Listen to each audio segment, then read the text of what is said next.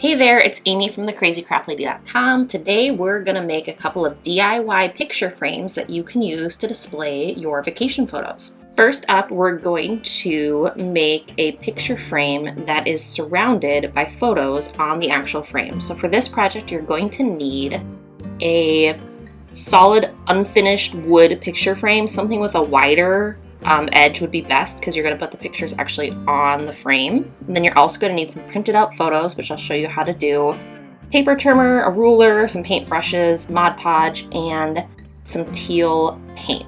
So first up, I pulled up my ruler and I measured the edge of my picture frame. So my picture frame was about 2 inches wide. By the way, I got this at, I think, Hobby Lobby. 2 inches wide, and then it's like for a 5x7 photo. So it was like 11 by 9 on the outer edge. And then I printed off these photos at FedEx Kinko's, just full color on regular printer paper. And the way that I got all these pictures onto one sheet of paper was using Canva, which I'll link to below.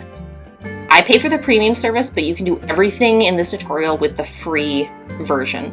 So you just want to choose a letter size document, so a plain, 8.5 by 11 that you can then print out. And then I picked all my photos, you drag and drop them. These are all cruise photos from a cruise that we took almost 2 years ago with my twins. Gosh, do you remember when people went on cruises, right? That used to be a thing. Oh man, I miss it. So I uploaded all of our fun cruise photos. This was from a Caribbean cruise. And then you just drag and drop them into Canva, and then you can just pop them into the document. And the nice thing is, when you add each photo, you can resize it and it shows you like the dimensions. And so with the vertical photos, I wanted them to be, about 2 inches wide. And with the horizontal photos, I wanted them to be about 2 inches tall. So kind of think about, how many photos you're going to need to cover the perimeter of the picture frame. And then, how big do they need to be? I would recommend, if you need your picture to be 2 inches tall or 2 inches wide, maybe size it to 2.1 or 2.2 inches, just so that when you trim it, you have a little bit of wiggle room. And then, you can drag and drop and position these so that you can fit as many photos on one piece of paper as possible, and you can rotate them too if that helps. And then I actually wasn't able to get all the pictures that I needed onto one sheet of paper, so I went onto a second page, and then I also added some photos for another photo project.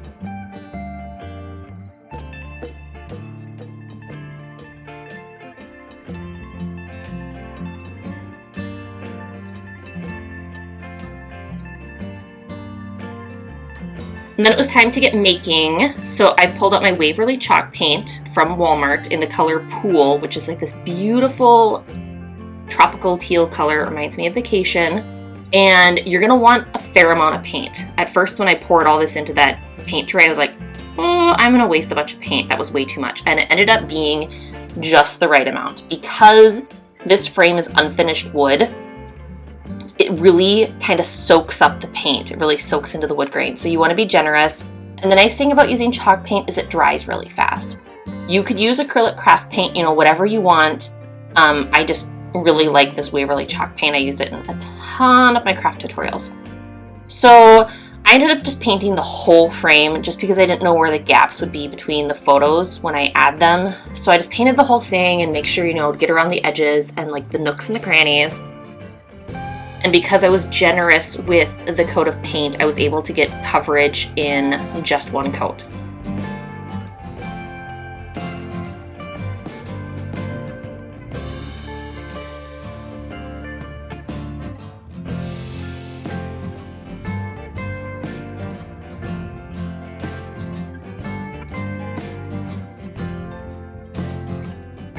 And then so after that had dried, it was time to cut my photos down to size. So I took my printed photos and my paper trimmer and I just kind of started cutting. So it was kind of very like trial and error.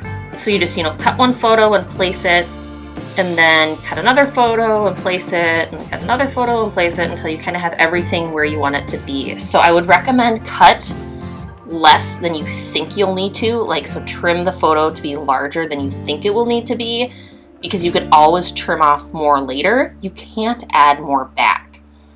And I was like very careful. I really wanted to have fairly even spacing between all of my photos that went all the way around the picture frame.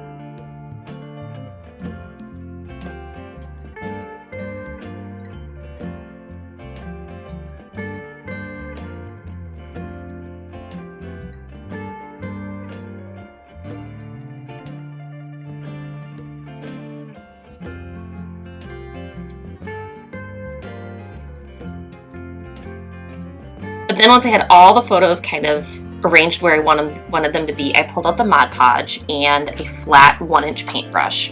And then I just kind of started applying each photo. So kind of set them aside so that you remember where each picture goes, and then apply, a generous coat of Mod Podge to that one area of the picture frame, and then smooth down your photo. You can use like the edge of your fingernail to smooth down the photo, but I had better luck using, it's actually a Cricut tool, like the Cricut, smoother for vinyl, but edge of a credit card, the edge of a gift card, really, whatever you've got, you can use just to make sure that that photo gets really, really smooth. And as you go, if, air bubbles do pop up, you can just smooth it back down. So I just went all the way around the picture frame and I applied all of my photos.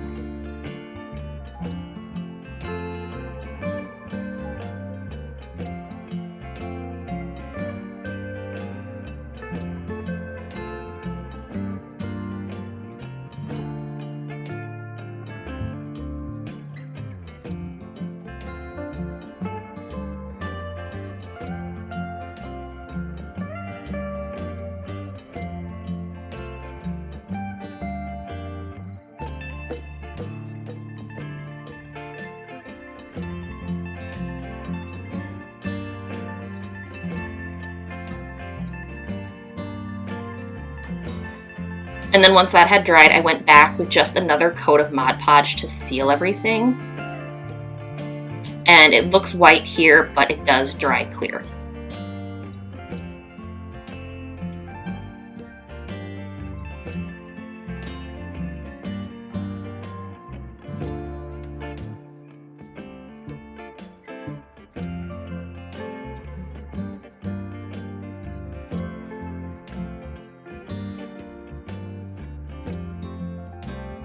And then for the final finishing touch, I decided, because the picture frame was covered in photos, I didn't want to put another photo in the picture frame, which you could do.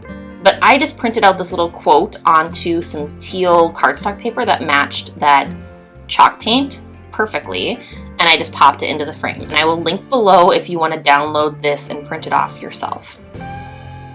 And then the second project, super, super easy. So I have seen people that will take, they go on vacation, they save a map, and they'll cut it out and Mod Podge it onto a picture frame, which I think is a super cool idea. I just never save maps because I try to go paper free whenever I can because it's just too much clutter to keep track of.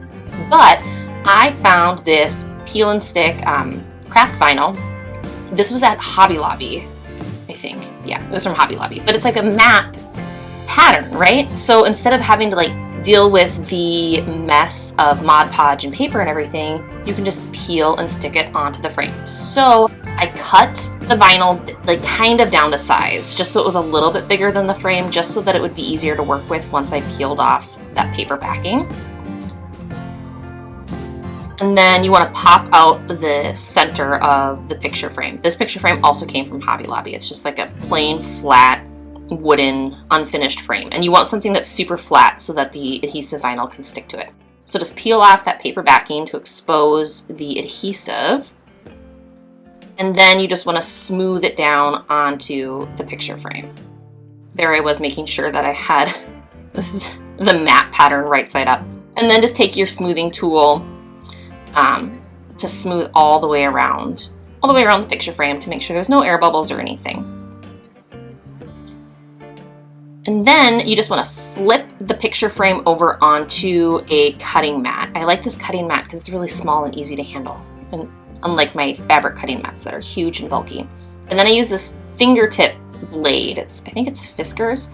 Super handy. I also use pen blades a lot for these types of projects, but you just want to like trim around the edge. I find it easiest, and you can't tell this so much from the video, but lower your head. It's like, you know, squat down or bend down so that your face is, so you're like at eye level with the project, so you can really see the edge of the picture frame, so you can trim right up against the edge of it. And this does work best if you have a very, you know, sharp pointy blade. So I wouldn't use like my old box cutter for this. I would definitely use a pen blade or a fingertip blade or a craft knife or something like that. But you just want to trim all the way around the edge of the picture frame, and then when that's done, you can go ahead and trim out the inner part as well.